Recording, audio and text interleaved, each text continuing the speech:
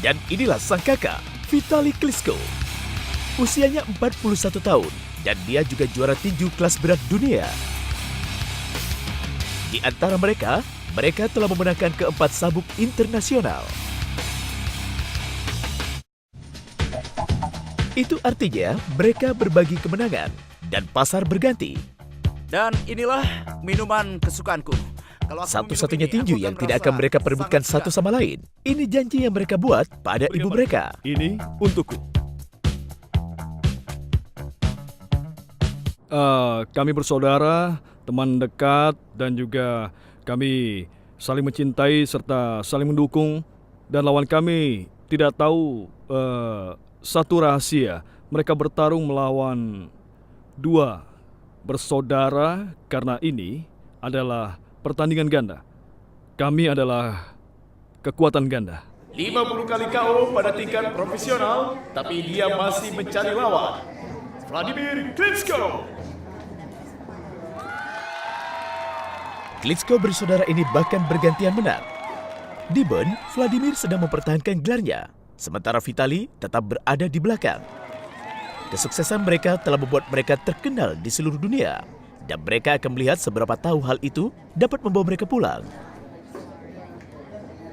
Setelah mendominasi tinju selama bertahun-tahun, mereka sekarang beralih ke pertarungan yang lebih sulit, yaitu kontes politik di negara Ukraina. Ia menjadi arena di mana kekerasan merupakan hal yang nyata, selain semua berlangsung tanpa hukum.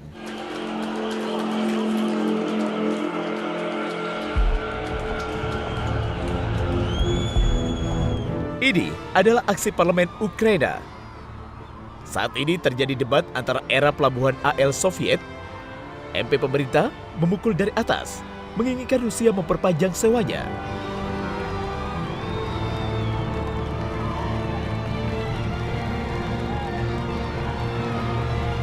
Pihak oposisi memukul dari bawah, menginginkan ikatan yang lebih dekat dengan Barat.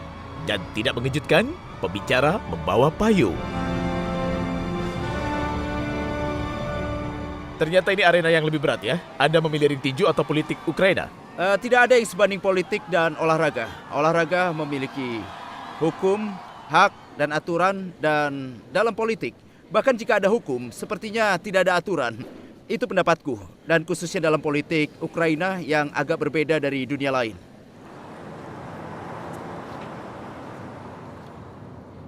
Sudah lebih dari 20 tahun sejak Ukraina merdeka dari Uni Soviet. Tetapi negara berpenduduk 48 juta ini mendapat kesulitan untuk menjejakkan kakinya. Seperti halnya berbagai bekas negara bagian Soviet, harapan untuk makmur dan kebebasan telah dihancurkan oleh korupsi dan penindasan.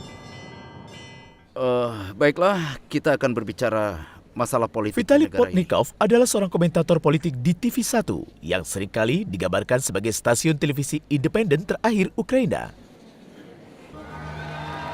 Selalu jaya, Ukraina.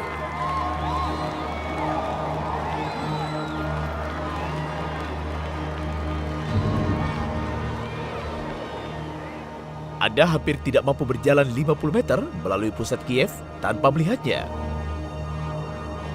Ia membentuk partai yang disebut Aksi Demokrasi Ukraina untuk Reformasi yang dikenal dengan singkatan ADUR atau UDAR, dan itu menjadi pukulan rakyat Ukraina.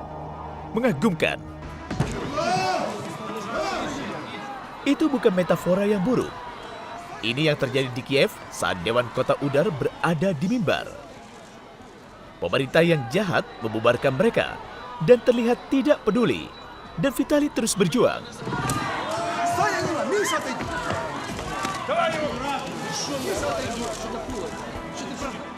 Mereka berusaha untuk menghentikan penjualan properti utama kota pada berbagai kroni bisnis. Kami akan berada di sini hingga Kamis dan kami akan melawan jika perlu.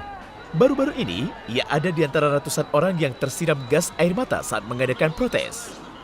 Saat itu demonstrasinya sangat tenang, menyemprotkan gas air mata bukanlah hal yang bagus. Kami ingin hidup di negara yang demokratis.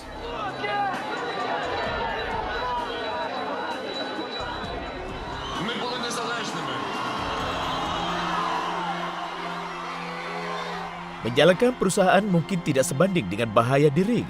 Tetapi di Ukraina, bahkan politisi selebriti bisa diracun atau dipenjara. Hampir 8 tahun lalu, Revolusi Orange melenyapkan dua figur oposisi menuju kekuasaan. Viktor Yushchenko yang wajahnya dirusak karena racun dioksin menjadi presiden. Yulia Tymoshenko yang terkenal karena kecantikan dan rambut kepangnya menjadi Perdana Menteri.